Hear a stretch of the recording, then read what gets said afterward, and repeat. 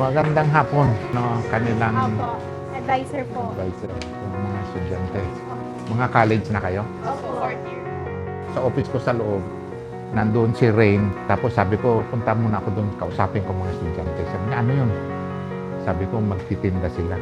Sabi niya, kausapin mo si Joe, baka pwede silang magtinda doon sa Cup of Joe. Gusto namin kayong matulungan para masubukan yung magnegosyo. Malay mo, isa, dalawa, tatlo sa inyo, maging negosyante talaga.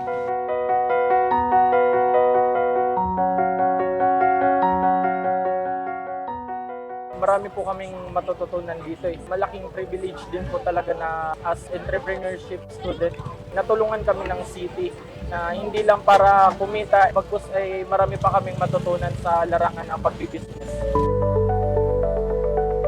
Medyo kumakapa pa kami kung anong process yung gagawin namin. Nagtingin-tingin kami sa paligid on how pagbuo ng tent. Tapos, while ginagawa namin yung booth, parang kasama siya na excite kami yung magiging journey namin sa buong activity po.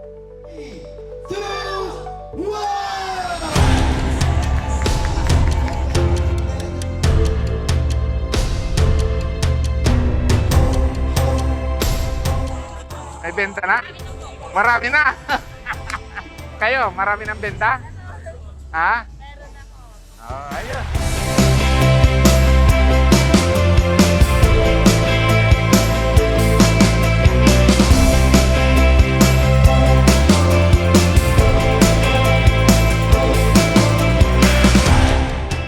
Very much happy po na yung opportunity po namin napakalaki.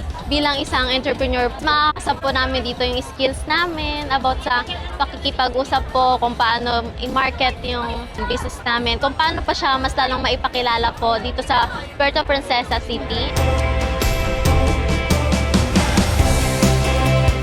Thank you po sa City Government of Puerto Princesa City po. Thank you po kay Mayor dahil nasali niya po kami dito. We are Young Entrepreneur Society from Palawan State University. Maraming salamat po